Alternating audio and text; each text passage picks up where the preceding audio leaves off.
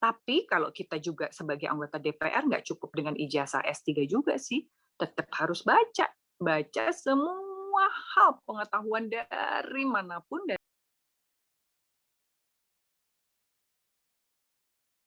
kan penting. You have to upskilling and upgrading your personal skill. You should do it secara sustain, berkelanjutan. Jangan pernah berhenti. Anakku, saya sudah umur 48 tahun. Saya masih kuliah.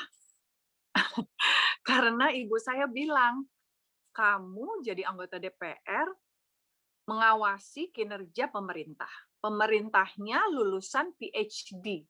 Semuanya profesor, semuanya dokter PhD lulusan dari luar negeri. Lah gimana kamu mau melakukan pengawasan, kata ibu saya, kalau kamu ilmunya aja masih di bawah mereka. Gitu. Nah, oleh karena itu ya kuliah lagi ya gitu. Males nggak sih kuliah? Aduh, males banget. Apalagi kalau suruh bikin paper, apalagi S3. Semua tugas harus nulis. Semua tugas harus baca jurnal.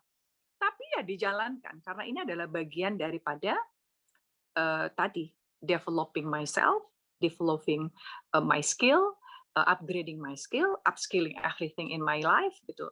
Itu juga yang membuat saya terpacu sehingga ketika saya berbicara orang mau mendengarkan. Tapi coba kalau saya cuma lulusan S1, yang saya awasin PhD.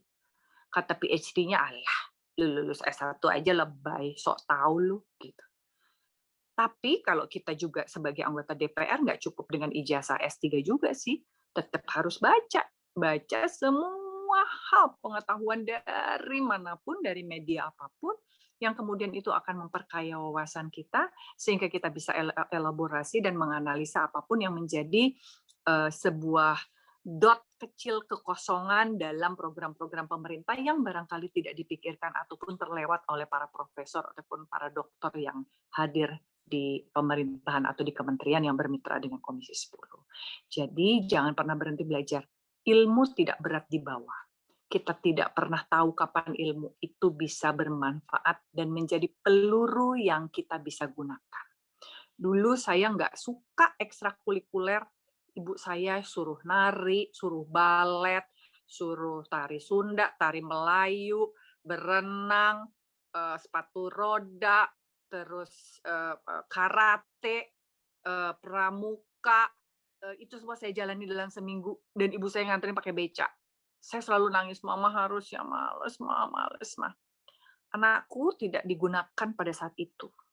Pada saat saya jadi artis, semua ekstrakurikuler yang saya sebelin tadi yang nggak bikin saya happy menjalaninya bermanfaat untuk saya. Karena itu ilmu tidak berat dibawa. Walaupun kita males, ada doanya tuh katanya kalau orang muslim ya. Ya Allah lindungilah aku dari kemalasan, ya Allah lindungilah aku dari keburukan supaya aku rajin dalam belajar dan menuntut ilmu. Gitu. Wah, keren sekali Teh Desi. Terima kasih atas jawabannya. Sama-sama. Ya, lalu ini ada yang bertanya lagi dari Dewi Mariatus dari manajemen 1A. Boleh langsung di on cam kalau misalnya memungkinkan dan unmute.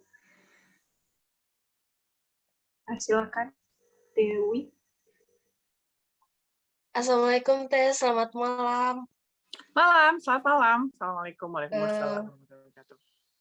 Dewi izin bertanya, menurut Teteh, sistem pembelajaran di Indonesia sangat produktif atau tidak untuk menumbuhkan self-development? Dengan adanya pandemi sekarang yang mengharuskan kita belajar melalui online, Yes. terus dengan cara pembelajaran yang dianut di Indonesia ini, apa efektif untuk menumbuhkan personal skill? Oke. Kalau dalam tataran tingkat dasar, pendidikan tingkat dasar, tentunya masih belum.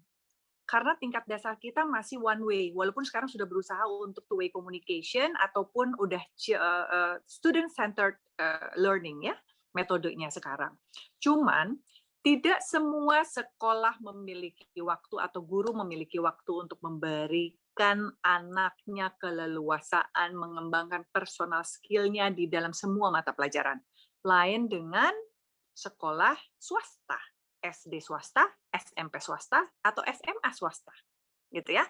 Dikdasmen, pendidikan dasar, menengah, dan juga atas ya sampai SMA. Itu belum, menurut saya belum. Kebetulan, kenapa saya bisa menyatakan hal itu, keponakan saya yang tinggal di Sukabumi, sekolahnya di sekolah negeri. Putri saya sekolah swasta. Bukan karena saya hebat, tidak. Karena kebetulan aja dekat dari rumah. Gitu. Karena kalau sekolah negeri, karena zonasi, agak jauh gitu keluar. Kesian anak saya harus berangkat 1,5 jam sebelumnya. Gitu. Karena itu ya udahlah di sekolah swasta aja. Gitu. Itu kelihatan banget perbedaannya. Anak saya dari SD kelas 4 sudah belajar pakai laptop, harus bikin presentasi, dan dia harus bikin project sendiri. Saya tidak melihat hal itu dilakukan di keponakan saya yang di kelas 4 SD di bawahnya anak saya. Itu saya lihat. Kebayang nggak? Sekolah kita aja, sekolah SD-nya kita itu kan beragam banget ya, infrastrukturnya aja beragam. Yang di Jakarta tentu berbeda yang di Sukabumi. Sukabumi juga jangan di kota, carinya yang di ujung genteng, yang di Tegal Bulet, yang di Curug Kembar, itu aja beda gitu ya kualitasnya. Oleh karena itu kalau kamu bertanya apakah sudah bisa meningkatkan personal skill? No, not yet.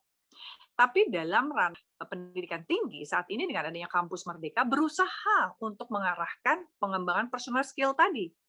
Karena boleh magang, boleh kemudian memilih subjek yang berbeda lintas disiplin ilmu,